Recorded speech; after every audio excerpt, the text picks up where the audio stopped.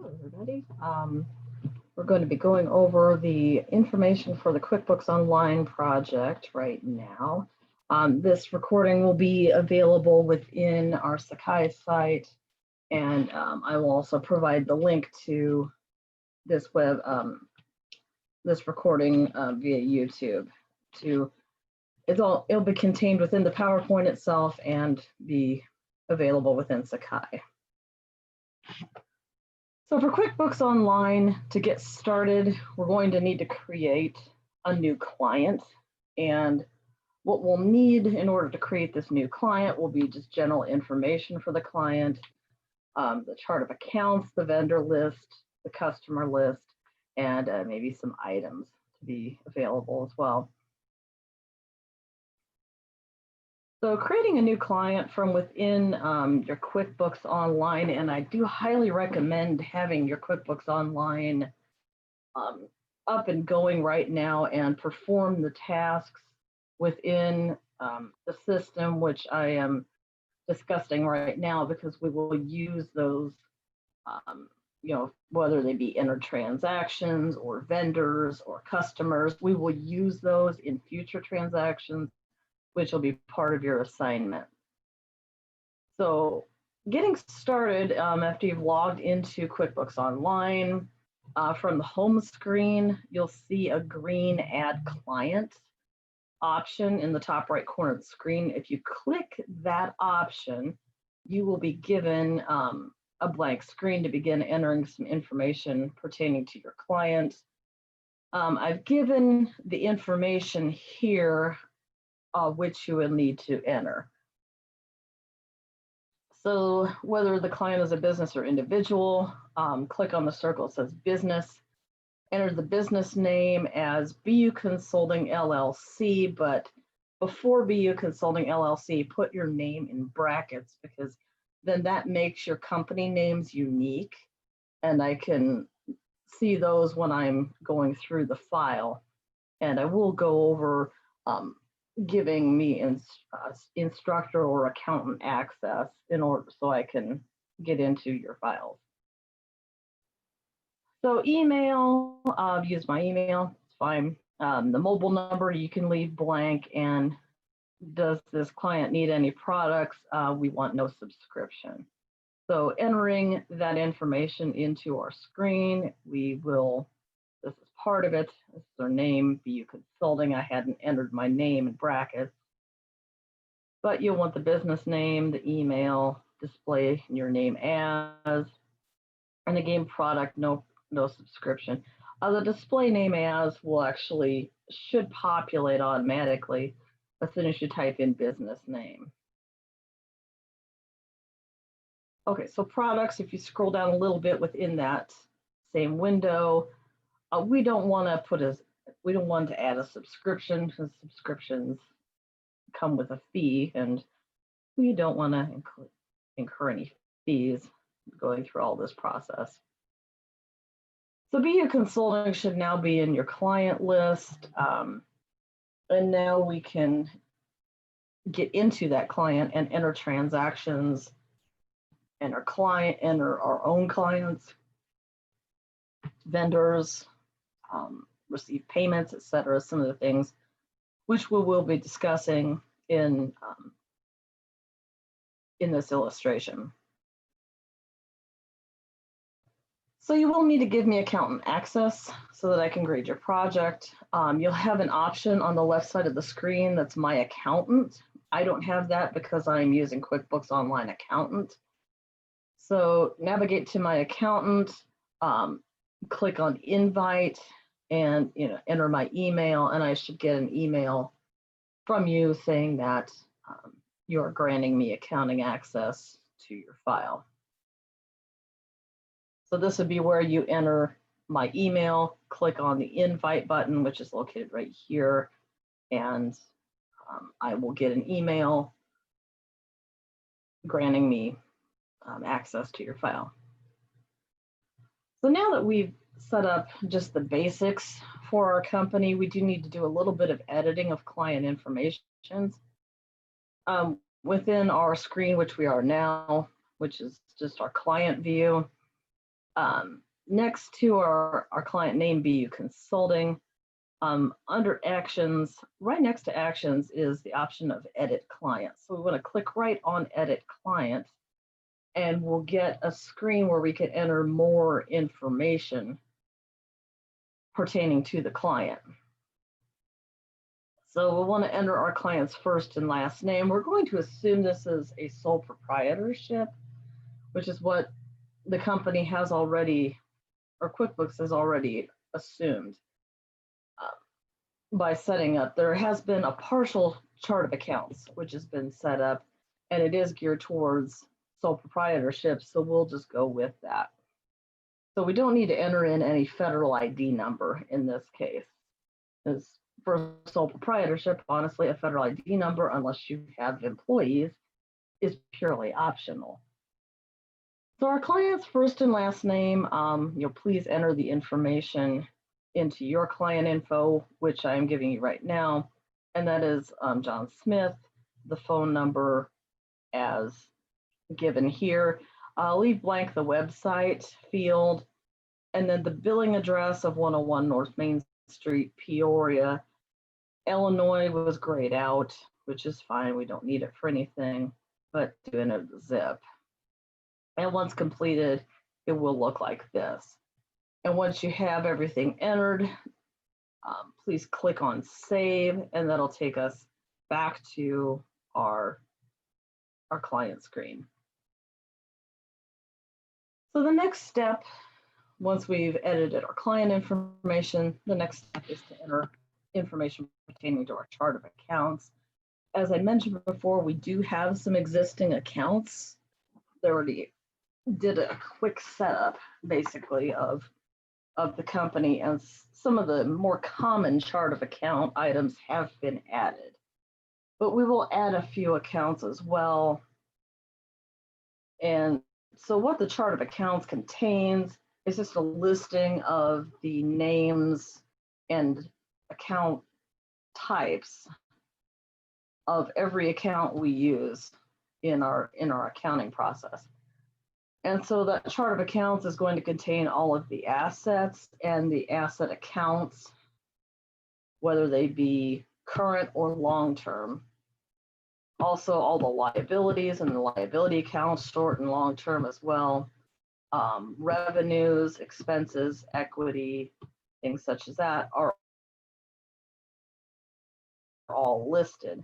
And I'll do a little view of the chart of accounts. And in order to display chart of accounts, there is a client list. And of course, we'll want to select that client. There are left side menus, and that's where you will perform most of your tasks, is by selecting the appropriate item from the left side menu of your screen.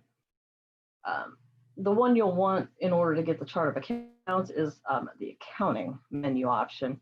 And once you hover over accounting, one of the options will be chart of accounts. And if you click on chart of accounts, that will display the chart of accounts. And it's from here that we can edit accounts within the chart of accounts. We can change their names, what types of accounts they are. Accounts can be deleted only if there is zero activity within the account. If you have one transaction in an account, it cannot be deleted. It could be marked as inactive, but it cannot be deleted. And you can also print the chart of accounts from within the chart of accounts itself. So to get started, first we click on our business name. From the left side, this is the left side menu I'm talking about right here. And yours may vary just a little bit from mine because I am using QuickBooks Online Accountant and you'll be using QuickBooks Online. But under the accounting option, I've hovered over accounting, and the only available options are chart of accounts and reconcile. And reconcile would be reconciling a bank statement. So what we want from the accounting menu is chart of accounts. So if I hover over chart of accounts and do a quick left click, I will get the chart of accounts displayed as it is right here. And you can actually see the chart of accounts. You can edit the transactions by clicking the little pencil that's right here. That gives you a quick edit, and that lets you edit the name. There are other options under action, such as viewing the register for certain transactions. That's more for bank account transactions and equity. For income expense accounts, you can run what's called quick reports from within this chart of accounts here.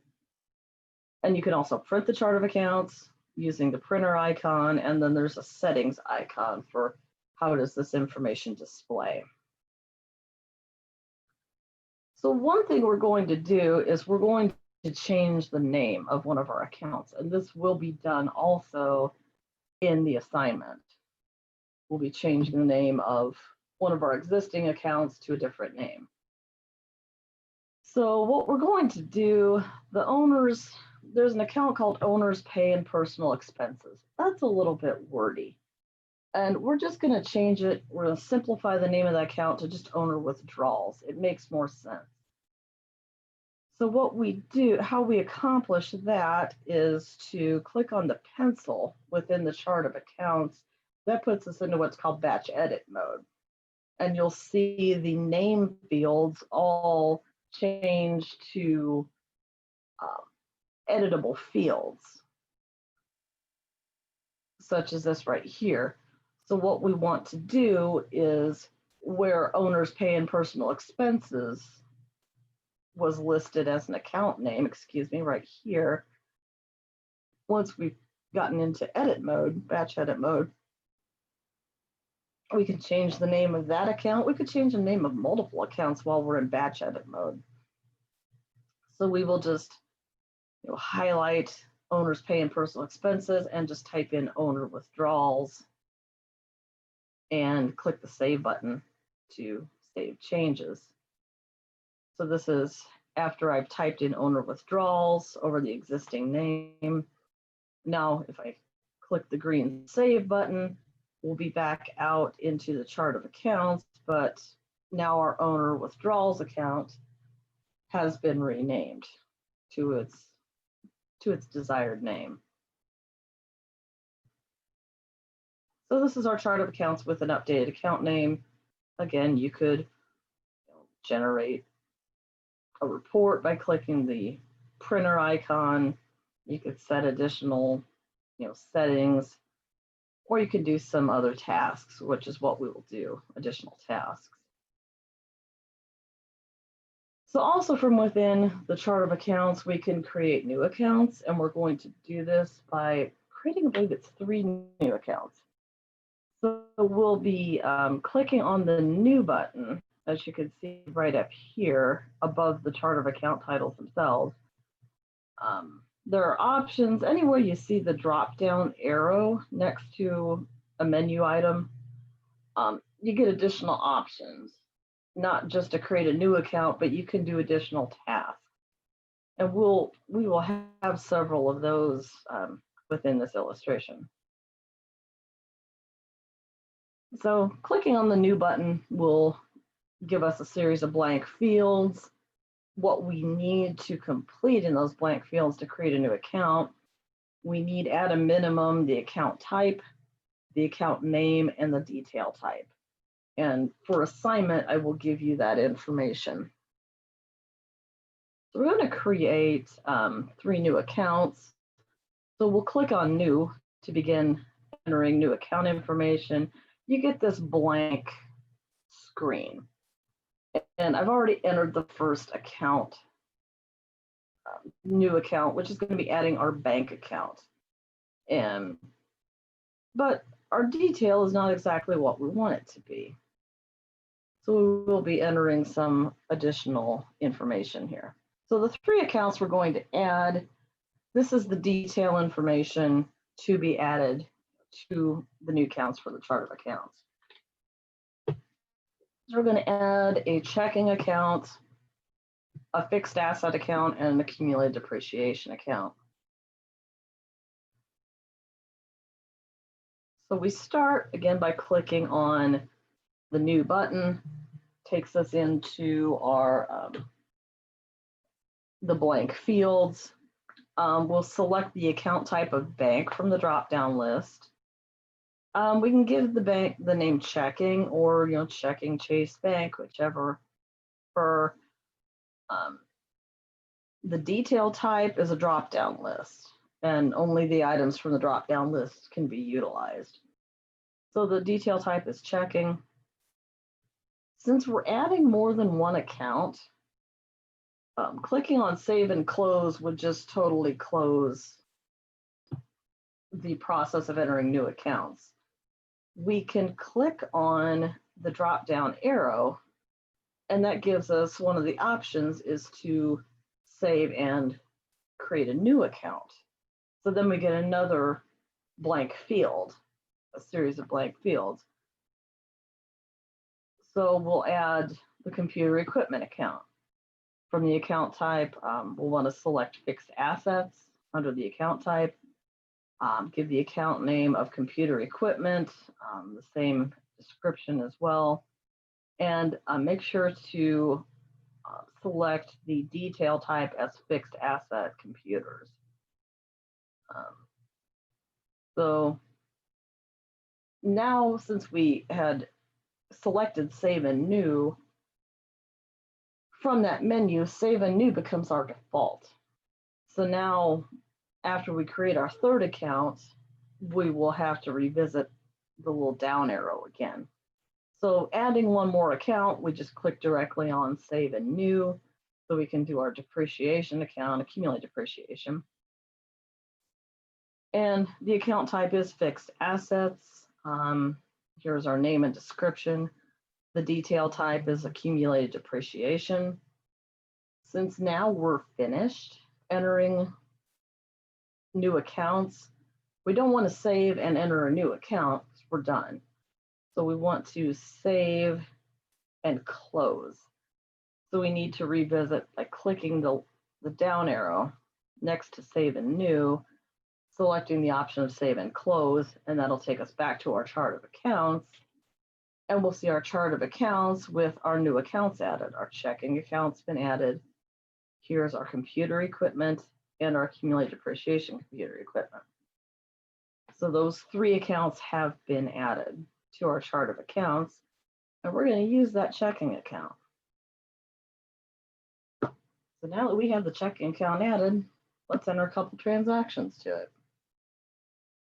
So the first thing we're going to do is we start a bank account, we need some money in it. So owner writes a check in the business name to be deposited to the business bank account. We've seen this before in class, but we've never had to really enter it into any accounting system.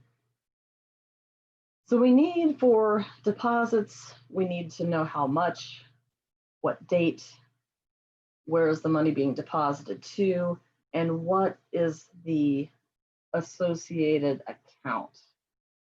Because sure, you've talked about double entry bookkeeping in accounting, maybe 157. So not only will we have an increase or a debit to cash, we'll also have a credit to another account. So what that second account is what we need to tell the system. And the second transaction we will do will be writing a $2,500 check. We'll enter the check that we wrote. That check will be dated 10/4, and we'll be purchasing computer equipment for $2,500. And we can do both of those within the register itself. So we need to navigate to the register. So from within the chart of accounts, next to checking is an option to view register. So click on view register, and there'll be no transactions so far because we just created the account. So one option, the default option, is adding a check. We don't want to add a check yet. We need to deposit the money first. So selecting a deposit is one of the items in the drop-down list. So we'll select deposit from the drop-down menu. That'll change our grayed out option to add deposit. and we need to put our deposit information in here. So again, what we need is not only the amount of the deposit of $10,000 and the date of 10/1/2020, we also need to know what is the flip side of that transaction. So one side of the accounting transaction is increase or decrease to cash. The other side of the transaction, we have to tell QuickBooks. So for the deposit, we will be telling QuickBooks that that deposit came from owner investment, which is an equity account. The check to be written for $2,500, the account used there will be computer equipment, which is one of the fixed asset accounts that we created. So the first one we'll deal with will be the deposit. So we selected from, next to write check, there was the drop-down menu, and one of the options was add deposit. We want to fill in the fields of date, vendor. I just chose BU Consulting LLC. You can also create a new vendor here, and that's something we'll actually talk about a little bit down the line. But we select the account of owner investment underneath the vendor name.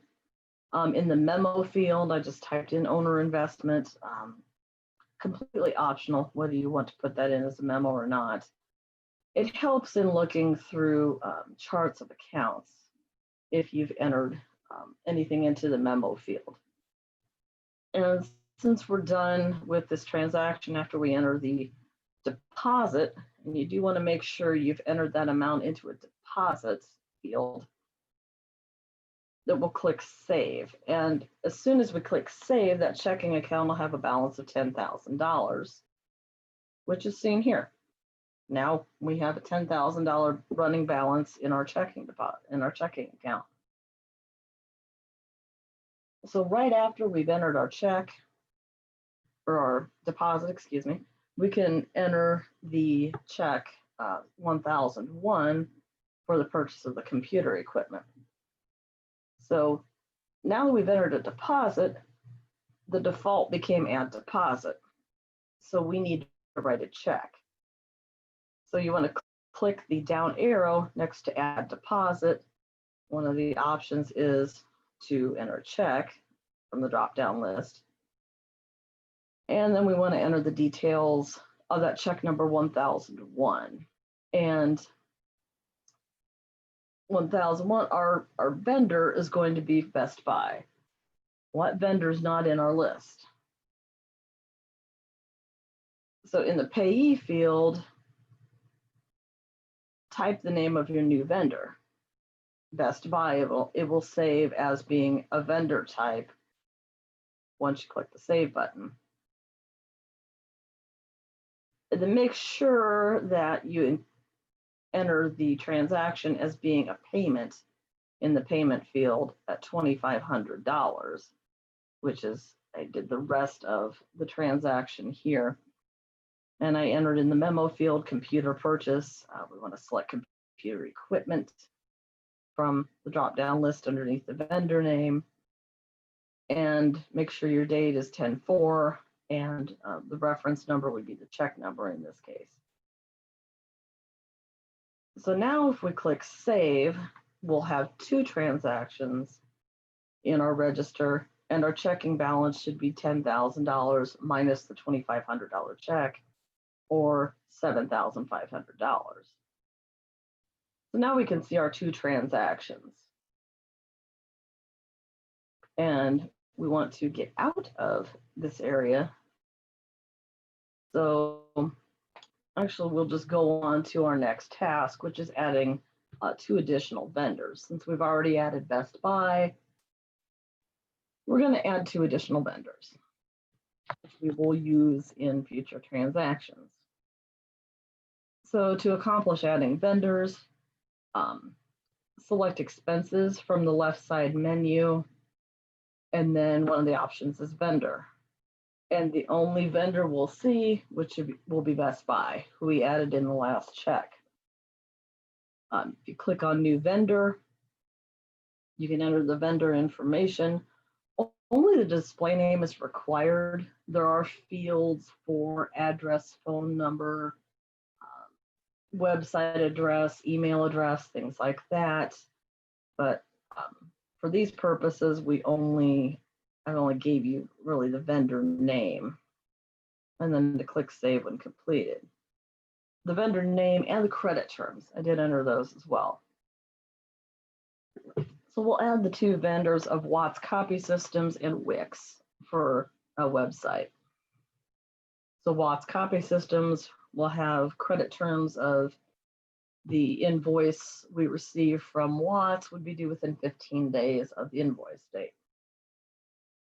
The payment we make to Wix for website would be due within 30 days of the invoice date.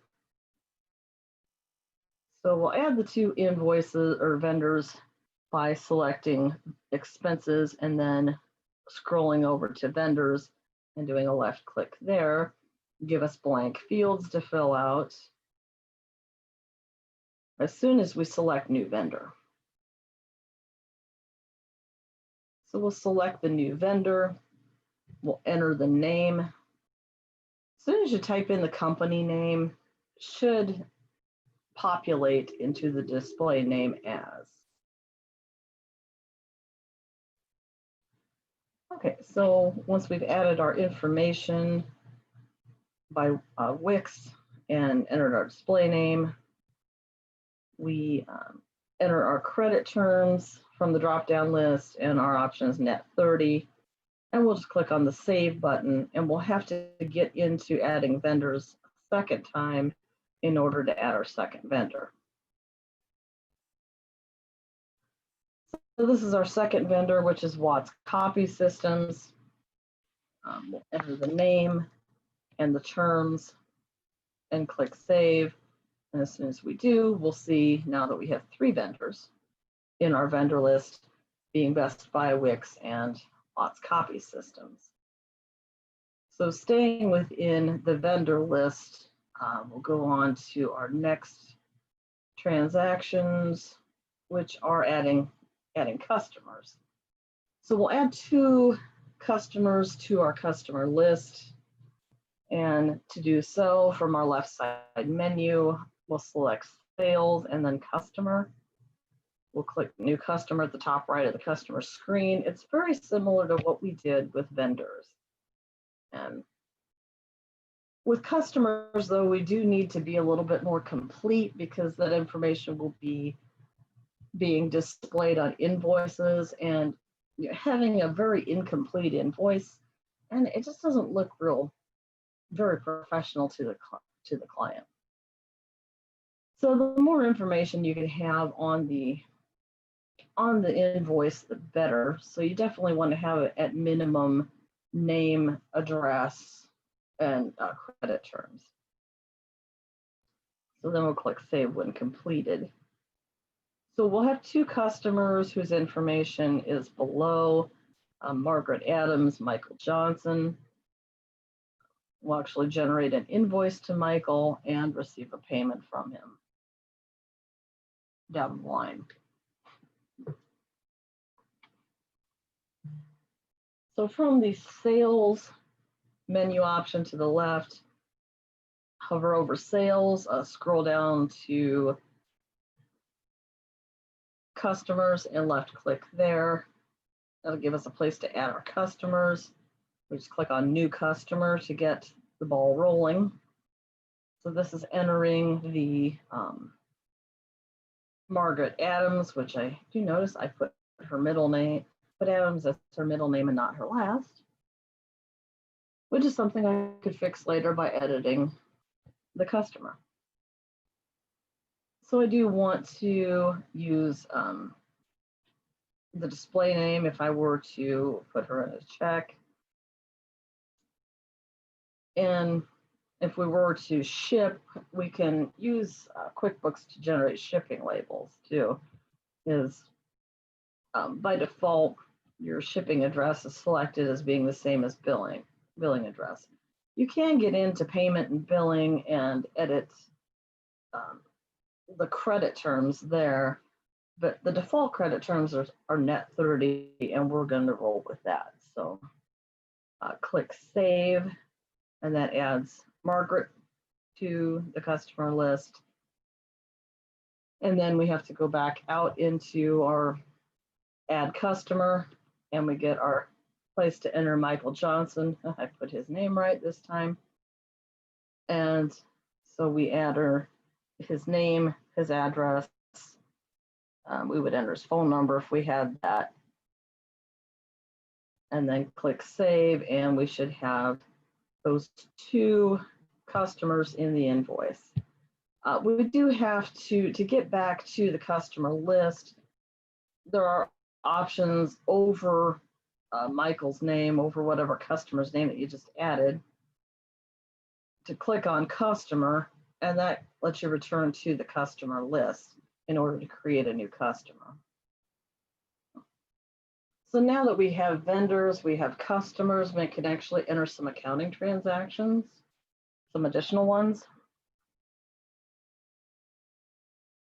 So we are going to enter an invoice, a customer invoice for Michael Johnson. We performed some computer consulting work for Michael, and we're going to invoice him for 30 hours at $50 per hour. Excuse me. So the invoice, the default is 1001, and they will, once you've entered one invoice, then future invoices will be sequential. So the invoice date will be 10/8/2020. The terms should be defaulted at net 30. If they're not, please select that from the list under the field of terms. Are we billing a product or a service? We'll be billing hours. And in the description field, we can type in what kind of a description we want to show on the invoice. So I put the description 30 hours computer consulting. I will give you this information for project completion. So in the quantity field, type 30, in the rate, type 50.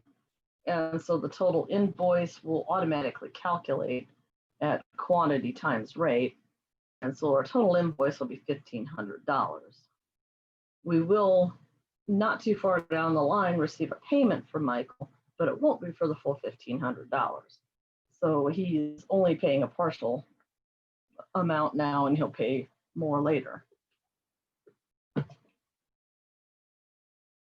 So to invoice a customer, we select sales from the left side menu, and then invoices. We will click on create invoice, enter all of our invoice data, click on save, and then we'll have to click the upper right corner, the X in the upper right corner, to close the invoice window. So this is our sales and create invoice. So click on create invoice. You get a blank invoice screen. So your customer, you can select Michael Johnson from the drop-down list. You can also enter a new customer right from within this screen. And we're not doing that, though we've already entered Michael's information. So customer email, if that were entered into your Michael's customer information, that would show up right now.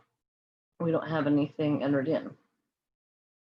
So the billing address, as soon as you selected Michael Johnson as the customer name, that billing address should have automatically populated. And so too should the credit terms have automatically populated. If not, click the drop-down list next to terms and select net 30 from the list. We'll need to type in the invoice date of 10/8/2020. The invoice date with the terms will automatically calculate the due date of 11/7. Since our terms are net 30, the system automatically calculates the due date of 11/7 based on being 30 days from 10/8. So our invoice number should be 1001. If you don't have anything, type that in there. So we have places to add multiple products or services. This is going to be an invoice just showing one product or service. So the options from that drop-down list, one of the options is hours. So we are going to bill hours. And the description is just something we type in, helps for completion of the invoice, and that communicates to the client what exactly we're billing them for. So we just typed in 30 hours computer consulting, type 30 into the quantity field, 50 into the rate field, $1,500 should automatically calculate.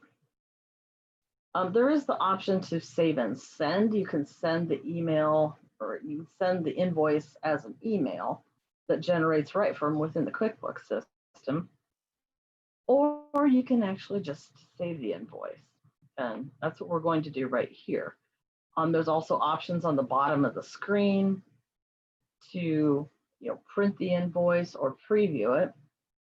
You can make this a recurring transaction too. So if Michael Johnson has entered some sort of contract with you to perform computer consulting at a set number of hours per month or per week or whatever, you can set that as a recurring transaction. And then the customize option lets you customize the invoice itself. So since we don't want to send this via email, we'll just click the save button. And once we've clicked the save, we need to click the X in the upper corner of the screen in order to get back to our customer screen. So we're finished with entering invoices to our customers. Now we're going to enter an invoice that we received from a vendor. So we received a bill from the company Wix for website hosting. So the bill number we received from Wix was in bill number 227. We'll need to type this into the correct field. Our invoice date was 10/1. Since we have net 30 terms with Wix, the bill would be due on 10/31.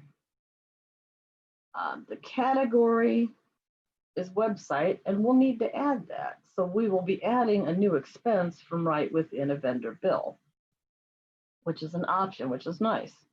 Sometimes you get to a bill or an invoice or something, and you've forgotten to either add the client, add the expense account, add something, and so you don't have to back out of what you're doing. You can create the required information from right within the invoice itself, or the bill, or the check, or whatever we're dealing with. Excuse me. So we're going to create a website expense account also, and the description of our bill will be that it's 1 year of website hosting in the amount of $249. So to create that vendor bill, we'll start from expenses, and then there's an option of expenses. So expenses, then expenses. So there'll be an arrow next to new transaction, and one of the options of new transaction to enter is a bill. So we'll enter the vendor and the other bill details, including the account of the transaction, which was the website, which we'll need to add. And we'll enter the bill number, the bill amount, the description. We'll select Wix from our vendor. We'll click Save when finished, and then just like entering invoice, we'll have to click on the upper right corner X to close the bill window. So this is getting into our vendor bill. From the left side menu, select expenses, and then select expenses again. This is where you left click. So we'll be given this screen here, and we can see the one transaction, the one vendor transaction, which has been entered, and that was our check from Best Buy for buying the computer. So next to new transactions, click on the down arrow, and then one of the options is new bill. So once we enter the vendor of Wix, the next option is category. Well, I look through my category and I don't have a website. Crud, I forgot to add it. I can add it right here. So select the option of add new. And that'll bring up a new account screen where we can add our account detail. So the detail on our new account, we're just going to call it website, and it'll be an expense account. The detail type will be advertising promotional, and the description of the account will be website hosting. And then we'll click save and close when we've completed that. So our account will look like this. So we'll enter an expense account named website. Detail type will be advertising promotional, and we'll enter the name of website hosting, click save and close. That'll take us back to our vendor bill, which is nice. So we'll still stay within the vendor bill. Now we can finish it. So now we can enter, our bill date, our bill number, the category. This is where we didn't have website already, but now we do, since we added the account. So our description is 1 year website hosting. The amount is $249. The green option, this is where you got to be a little bit careful. The option that really your eye is drawn to is the save and schedule payments. We just want to save this invoice. So we can click save right here. And another one of the options underneath on the bottom of the screen is if this was, I want to enter this transaction every year, I can make this a recurring transaction annually. So that is available as an option, but we're just going to click save and do this as a one-time transaction. So with our vendor bill entered, we already entered the customer invoice. Now we check our mail and we have a check from Michael Johnson, but he didn't pay the full $1,500. Inside was a note saying, if it's okay, I'm going to pay you $700 now and the rest later. So we say fine, and we receive our check, and we'll receive and deposit the check. So we need to record the receipt of the check as well as its deposit into the company checking account. So in order to receive a customer payment, that is accomplished from the sales option. We will select invoices, navigate to where Michael's invoice is, click on receive payment, enter the payment information, and we do need to be careful that we only enter the $700 payment received, because the default is the entire balance of the invoice, the entire unpaid balance of the invoice. Okay, so from our left side menu, we'll select sales, roll down to invoices, have a left click there. Locate Michael Johnson's invoice. Again, it's the only invoice we have. So we'll want to click on receive payment. And again, our payment details are shown here. I received a check from Michael dated 10/15/2020. The payment amount was $700. The invoice amount, he sent a copy of his invoice as well. And the check number was 2868. And we'll want to enter that into our reference number field. So then the payment will automatically be recorded as a deposit to the customer's checking account, or company's checking account, which is nice. So we don't need to split that into two separate tasks. So once we're in our receive payment, we select Michael Johnson from the customer field. Actually, that's already been selected because we had navigated to his invoice and clicked on receive payment. So this is where I've got that circled. We need to type in $700 into this field so that the entire invoice does not show up as being paid because it was not paid. So once we have $700 entered into our payment, that should populate down into the payment field as well. And then the default is to save and enter a new payment. We don't have any other payments to enter, so we're going to visit the drop-down list and select the option of save and close. So we'll now enter or pay the $249 bill from Wix for website hosting. We'll use the expenses menu option and then expenses again. Very similar to what we just looked at with invoices.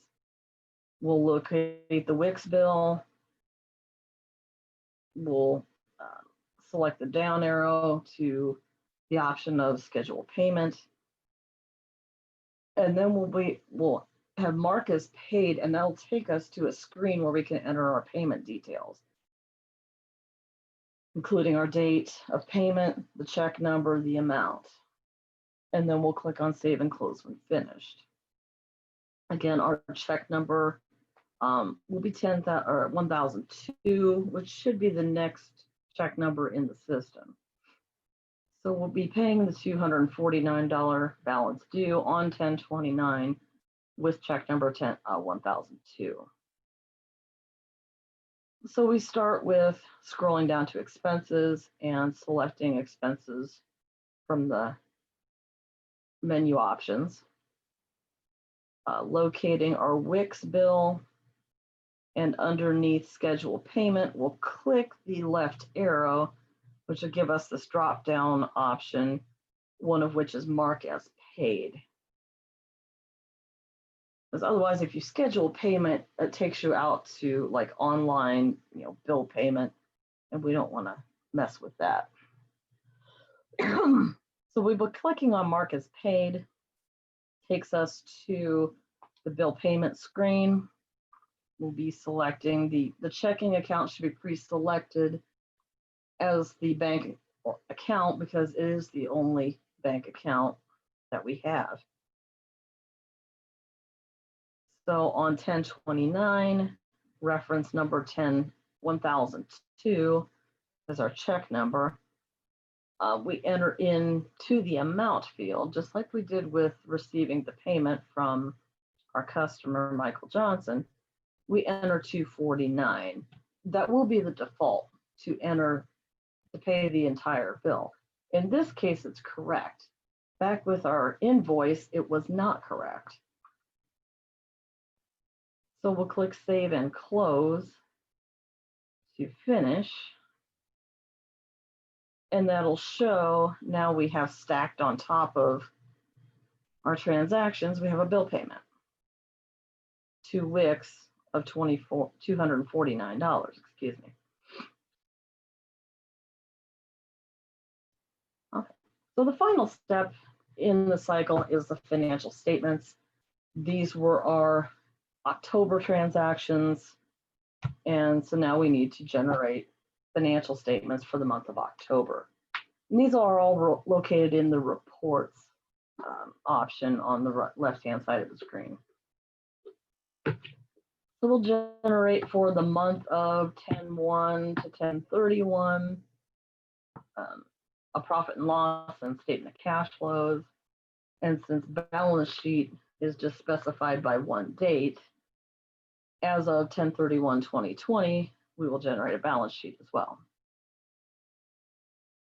So to get to the profit and loss, from the left side menu, select reports, and then reports again.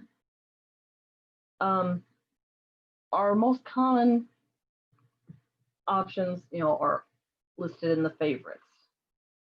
We have an accounts receivable, aging summary.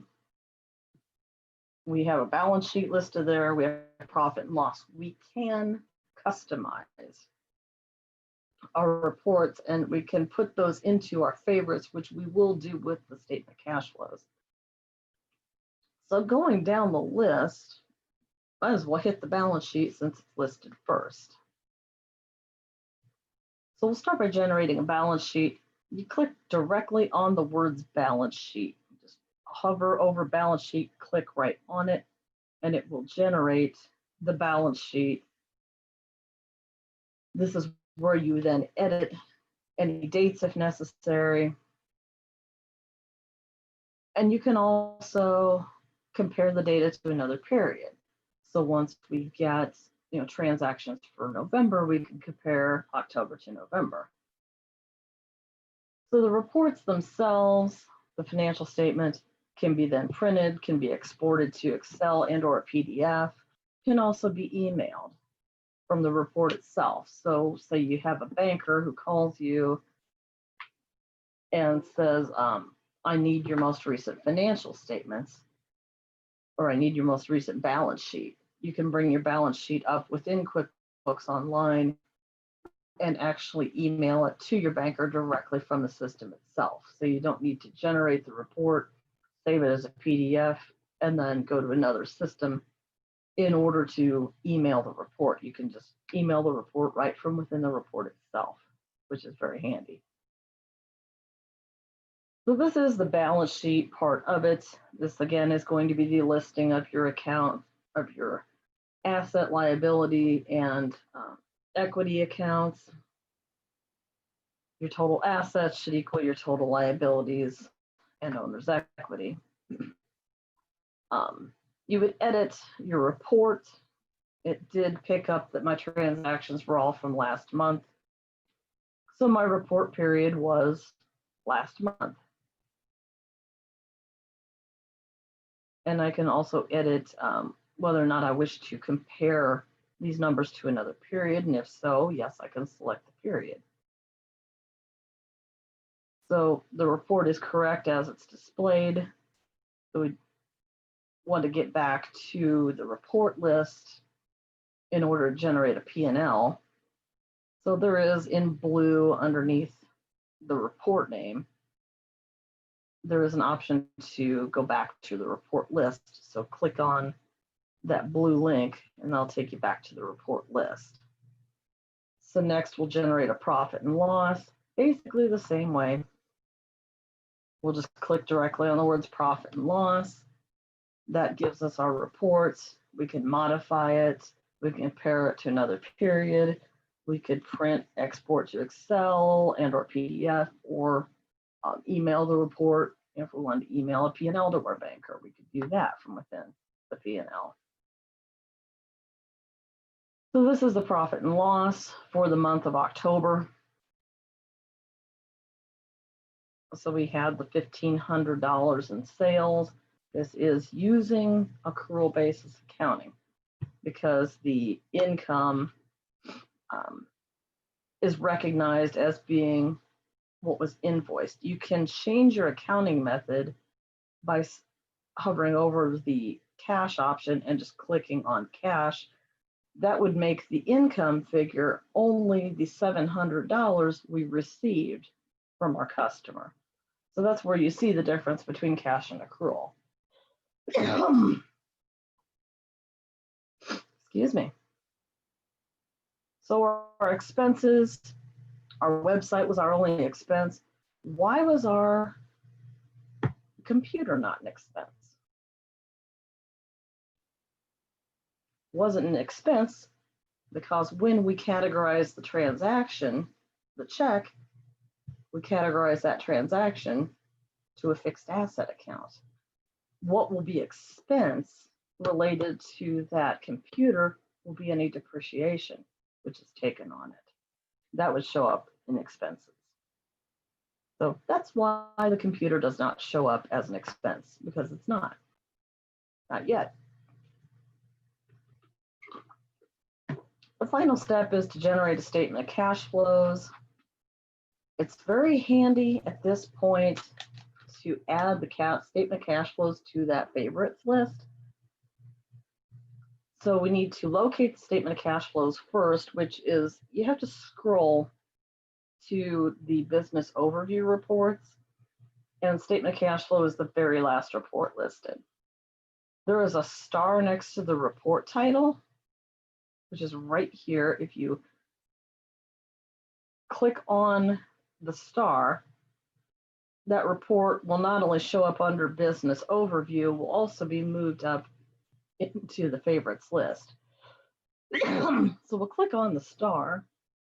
That adds the report to our favorites list. Now we have a fourth report, statement of cash flows. We don't have to find it that way. And if we've done any modifications to that report, we can access it pretty quickly. So now all we need to do is click on the word statement of cash flows to generate that report. We can make modifications to the date. Unfortunately, for a statement of cash flow, we can't compare the figures to another period. That's something I wish the QuickBooks would have addressed many years ago. So things we can do to this report, it will separate transactions into operating, investing, and financing activities. We can print the report, export it to Excel and or PDF, and we can email from the report itself. So our statement of cash flows, if you studied in 157 at all, I'm not sure if they get into that in 157, but there's direct versus indirect method of preparing the statement of cash flows. What's used here is the indirect method, which is what's required by generally accepted accounting principles. In the direct method, there's more detail in the operating activities section, the actual inflows and outflows, inflows from customers, outflows for expenses would be listed separately. Instead, the indirect method starts with net income and makes adjustments to get that into cash basis. So, yeah.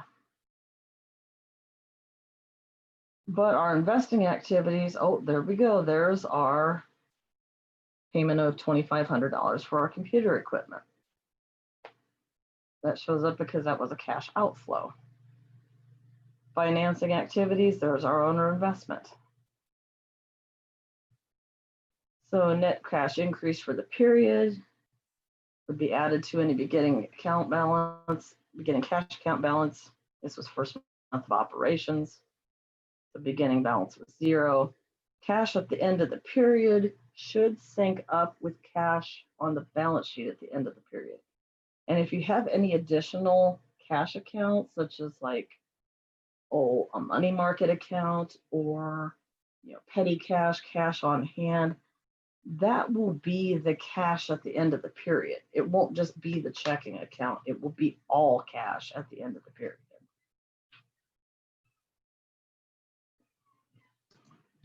Okay, again, apologize for the stopping there. I had a client come in. I'm at work. So this is our statement of cash flows, and again, we could create a PDF of it. We could save it, also in Excel format, print, email, whatever have you. So that gets us to the end of what we're doing together here.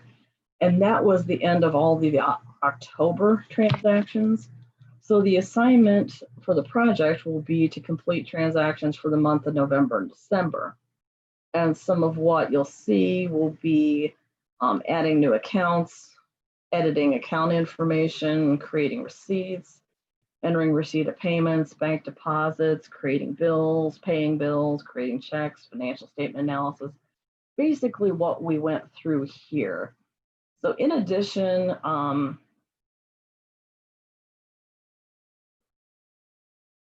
to our QuickBooks file, there will be a spreadsheet which will be provided, and in the week 14 information. So there'll be some additional financial statement analysis. We will have the current ratio to be given for the months of November and December, and also some horizontal analysis as well for those months. So again, I do need the accountant access so I can view your data.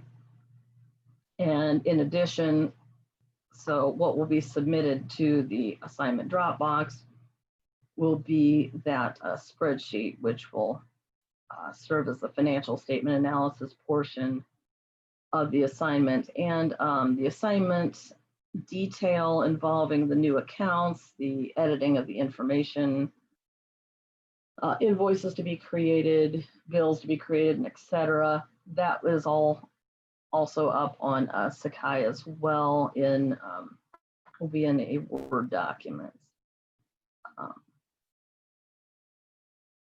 And everything will be due December 14th, about the same time as the final examination. And I have provided some guidance from Intuit, the website. There is a website that has video tutorials, and there's a link right within this PowerPoint slide. There's also a link within the week 14 folder. There's a QuickBooks Online instructor guide in PDF format, which is on Sakai. That does contain a little bit of student resources as well. And once again, this PowerPoint's narrated, and I've uploaded it to YouTube, and the link will be provided within the PowerPoint posted to Sakai and within the week 14 folder. And if you have any questions, please let me know. My email address is there, and hope you enjoy the assignment, and good luck with it. Thank you.